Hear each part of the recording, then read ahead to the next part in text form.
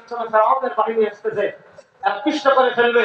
তারা মুসা আলাইহিস সালামকে বলে, ইন্না লামুগরাকুন, মুসা কেন আমাদেরকে ঘর থেকে বের করলা, কেন তুমি আমাদেরকে হিজরত করতে বের করলা?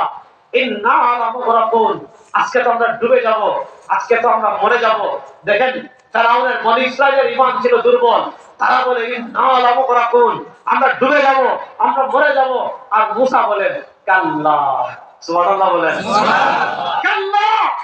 মুসা বলেন না, আমরা ডুবতে পারি না, আমরা মরতে পারি না। আজকে আমরা ডুবার জন্য আসি নাই, আজকে আমরা মরার জন্য আসি নাই।